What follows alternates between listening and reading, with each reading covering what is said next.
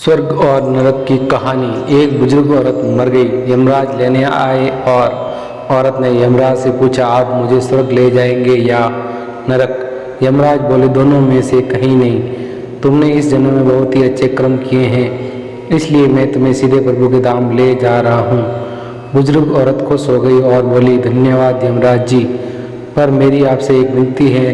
मैंने यहाँ पर धरती पर सबसे स्वर्ग और नरक के बारे में सुना है, इसलिए मैं एक बार दोनों जगह देखना चाहती हूँ। यमराज बोले, तुम्हारे कर्म अच्छे हैं, इसलिए मैं तुम्हारी यह इच्छा पूरी करता हूँ। चलो हम स्वर्ग और नरक के रास्ते होते हुए प्रभु के धाम चलेंगे। दोनों चल पड़े। सबसे पहले नरक का दरवाजा आया। नरक में बुजुर्ग महिला ने जोर जोर से लोगों के रोने की आवाज़ सुनाई देने लगी। वहाँ नरक में सभी लोग दुबले पतले और बीमार दिखाई दे रहे थे। औरत ने एक आदमी से पूछा, यहाँ आप सब लोगों की ऐसी हालत क्यों है? आदमी बोला, तो और कैसी होगी? मरने के बाद जब से यहाँ आए हैं हमने एक दिन भी खाना नहीं खाया, भूख से हमारी आत्माएं तड़प रही है। बुजुर्ग महिला की नज़र एक विशाल पतीले पर पड़ी, जो कि लोगों के कद में से करीब 100 फीट ऊंची होगी। उस पतीले के ऊपर एक विशाल चम्मच लटका हुआ था। पतीले में से बहुत ही शानदार खुशबू आ रही थी। बुजुर्ग महिला ने उस आदमी से पूछा, इस पतीले में क्या है? आदमी मायूस होकर बोला, यह पतीला बहुत ही स्वादिष्ट खीर से भरा है। बुजुर्ग महिला ने हैरानी से पूछा, इसमें खीर है तो आप लोग पेट भरकर यह खीर खाते क्यों नहीं? भूख से क्यों तड़प रहे हो? आदमी रोते हुए बोला, कैसे खाएं खीर? पतीला 100 फीट ऊंचा है, हमसे कोई भी उस पतीले तक नहीं पहुंच पाता। यह सुन बुजुर्ग औरत को उन पर तरस आ गया। सोचने लगी, बेचारी खीर का पतीला होते हुए भी भूख से बेहाल है, शायद ईश्वर ने यही दंड दिया होगा। अब यमराज बुजुर्ग औरत से बोले, चलो हमें देर हो रही है। दोनों चल पड़े। कुछ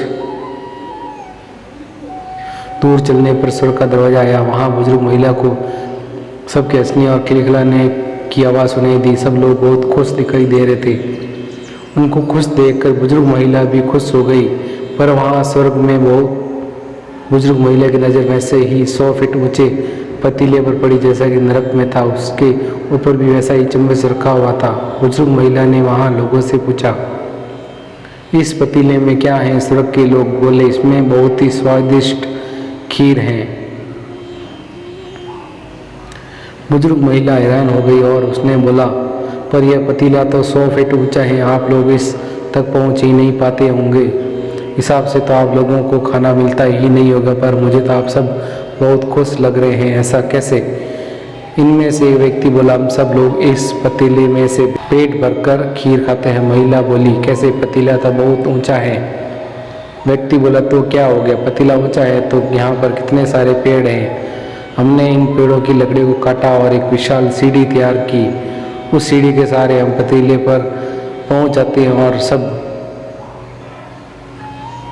मिलकर खीर का आनंद लेते हैं। बुजुर्ग महिला यमराज की तरफ देखने लगी। यमराज मुस्कुराए और बोले, ईश्वर ने स्वर्ग और नरक मनुष्य के हाथ में सौंप रखा है, चाहे तो अपने लिए नरक बनाए या फिर अपने लिए स्वर्ग। ईश्वर ने सबको एक समान हालत में डाला है। भगवान के लिए इसके सभी बच्चे समान हैं, वह किसी से भेदभाव नहीं करता।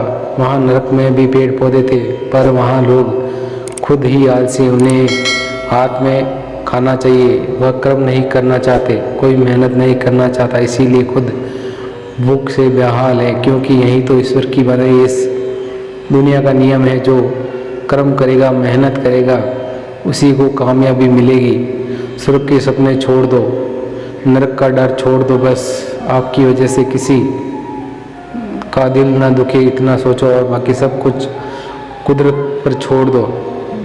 जो होगा वो देखा जाएगा।